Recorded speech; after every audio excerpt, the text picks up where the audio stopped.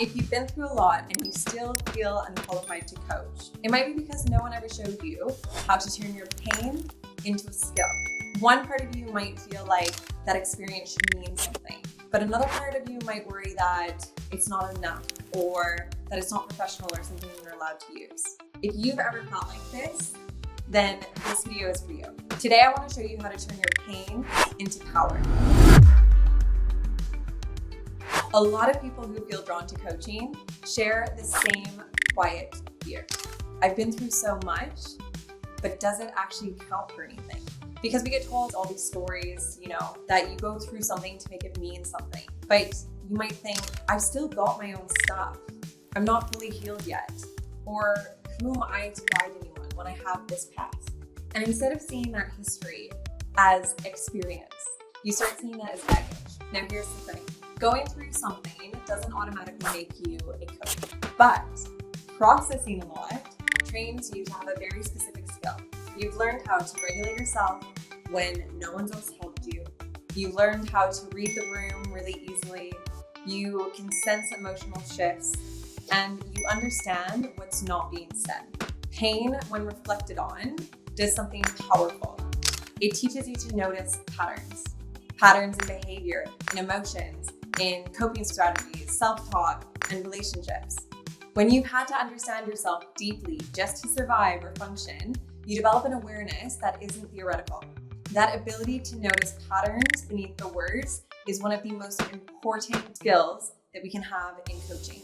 And this is because the words that we say verbally are such a small percentage of what is actually happening within that coaching session. So much of it is body language. It's tonality.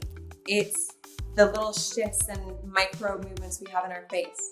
And if you can read those, then that gives you an edge. Pattern recognition is the ability to see where someone is emotionally, what stage they're actually in, and what question they're really asking. They can see what they're avoiding and why. And it's noticing that resistance is just fear.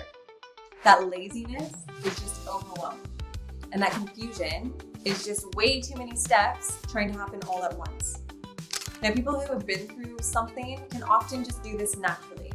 But because it feels natural, they don't value it. They're like, well, I'm just intuitive, instead of realizing that they're tracking systems inside of people. That's a skill. But pattern recognition alone isn't enough, because pattern recognition without structure attached to it is just emotional labor, overgiving, becoming the pre-therapist friend, absorbing instead of guiding. This is why so many deeply empathetic people tend to burn out, because they can see the patterns, but they don't know how to work with them cleanly. So developing this structure is about learning when to reflect, when to ask, when to slow someone down, when to introduce direction, and the structure turns someone who's more sensitive into something that is sustainable. Now, there's a difference between helping from an unprocessed pain point and coaching from integrated experience. So wounded helping sounds like, I know exactly how you feel. You should do what I did. I just want to save people from what I went through. Skilled coaching sounds like this. Okay, let's slow down. What's actually happening for you here? What pattern do you notice that you keep repeating? This is where pain becomes a coaching skill, when you learn to separate your story from the client's, when you use your awareness without leading or rescuing, and you trust a process instead of improvising emotionally.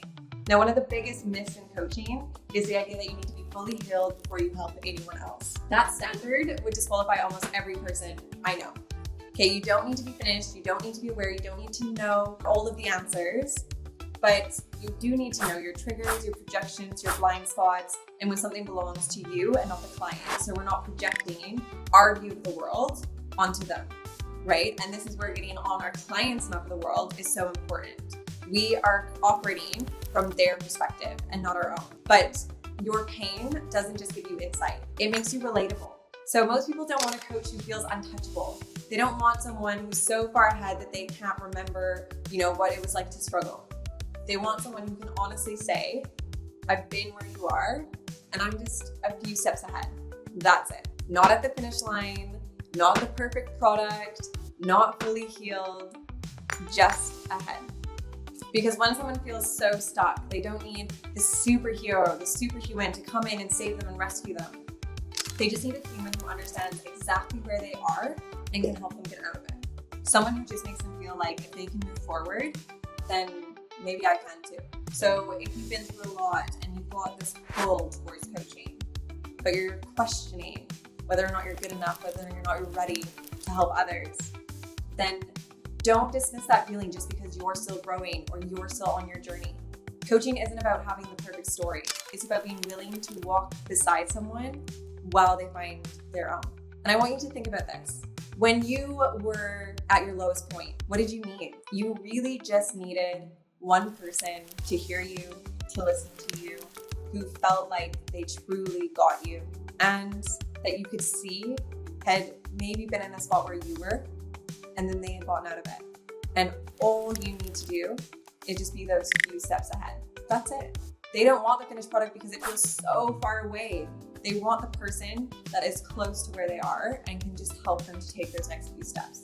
Now, you've already developed awareness that most people never do because you have the foundation to become an incredible coach that puts you ahead of the game because you can recognize what's happening and help someone navigate it. And that skill alone is normally built through experience. Now, the next step for you is going to be how to hold someone with structure. And that's it. You don't have to have everything figured out. You just have to take the next step. And that step is simply to understand what coaching actually looks like in practice, how to learn it, how people start, and what the real path looks like from zero. I've got some exciting news because we built an app that does exactly that. So you've got complete clarity on just how to build those foundations. You'll find the link below.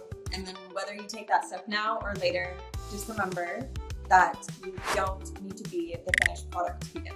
You can start now. I'll see you in the next video very soon.